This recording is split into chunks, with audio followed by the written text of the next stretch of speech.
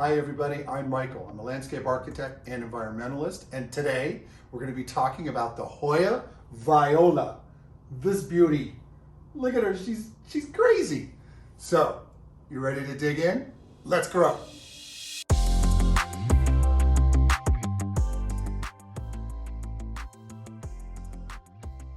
The Hoya Viola is a semi-epiphyte, meaning that she can grow on trees or in soil like what we have here in our home. She has these beautiful, thick, fleshy leaves, almost in this British racing green color, y'all. It's so pretty, so pretty. And they're obovate in shape to almost orbicular sometimes on some of the other leaves. She's a little bit varied in that. And the stems are very thick, and this is a robust grower. As you can see, she decided to go dancing with our Hoya Crimson Queen, and she's all wrapped up in her. So we're thinking of doing a video to propagate, and so please consider subscribing to our channel so you can catch those videos when we post them. And another cool thing about this plant, as you know, with Hoyas, that they're slow to flower, but this has a beautiful yellow clusters of flowers when she does bloom. And I just dig her. She's just adorable. Plant care for your Hoya, let's start with lighting. The Hoya will want medium light. And what do I mean by that? Because when people say moderate light, indirect light, medium light is what I go refer back to UFF IFAS. That's foot candles between a 100 and 500 foot candles. So I'm not going to run the foot candle meter, but I did, and I'll show you up here a little while ago so you can see, because we have the lights on here for filming, so it's going to give a false reading. But you want something between 100 and 500 foot candles for this Hoya, and at certain times of the day it's going to be less, certain times of the day it'll be more, depending which way she's facing. Hers is facing northwest, our plant's facing northwest, and she does fine with that medium light. She doesn't need high light. On watering, we water ours, the ones that are grown in soil, every 7 to 10 days, and she's not that fussy about it. You don't want to overwater Hoyas. There'll be some problems with the leaves at the base. If you do that, they'll let you know. I think they start to yellow. We haven't had a problem with her at all, but sometimes on our others, if you overwater, some of the lower leaves will turn like a dull yellow-green. So that's telling you, hey, throttle back on the watering. But we've also had great success in growing our Hoyas, this guy up here, this little girl, in leca. So we'll be doing another video on the Crimson Queen, so please stay tuned for that. For soil, we like a well-drained mix, cactus with indoor potting mix for the Hoya, for this one here in soil. And for fertilizing, we like to fertilize, nothing fancy, a 20-20-20 from right about now, or from May, we're in June now, from May through September.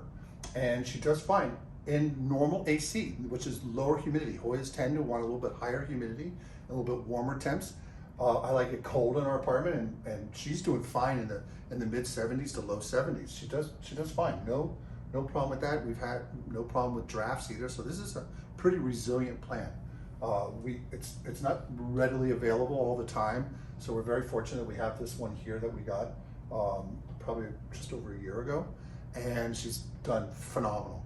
So on speaking to some of the things that the plant doesn't like is mealybugs, and you all know who have Hoyas that mealybugs are a nuisance. They go crazy for the Crimson Queen. We haven't found any on ours, but it looks back here from where we bought her, it looks like there probably was quite a bit of damage from before from the grower. So you have to be aware of taking care of that. And in future videos, I'll give you something we did for when we do our Crimson Queen, can't get that name right, our Hoya Crimson Queen. When we do that video, I'll go over some of the things we did to rescue this Hoya, actually the mother plant, because she was just overridden with mealybugs, and she was actually growing outside on our balcony. But I digress. Back to the Viola. On humidity, typical humidity for a home, 40%, she'll do fine. You know, like I said earlier, they want a little bit higher humidity, but she'll be doing fine with regular old humidity from your home AC, which is going to be in the 30-40% range. So what we're going to do now is slide over and show you the plant up close and go over some written care instructions, and then come back for a summary at the end. All right, let's go on to that step.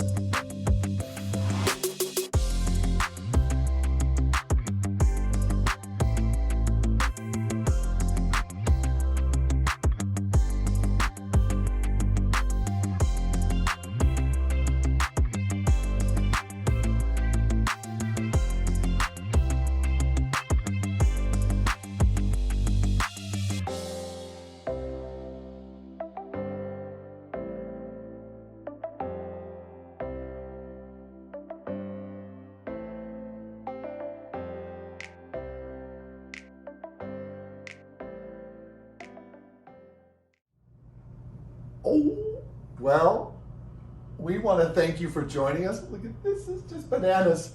You are acting bananas, young lady. So we want to thank you for joining us. If you have any questions, please just leave them in the comment box below, and I'll make sure I get back to you. Until next time, bye. If you found value in this video, hit the subscribe button and the notification bell. We post weekly. Thanks.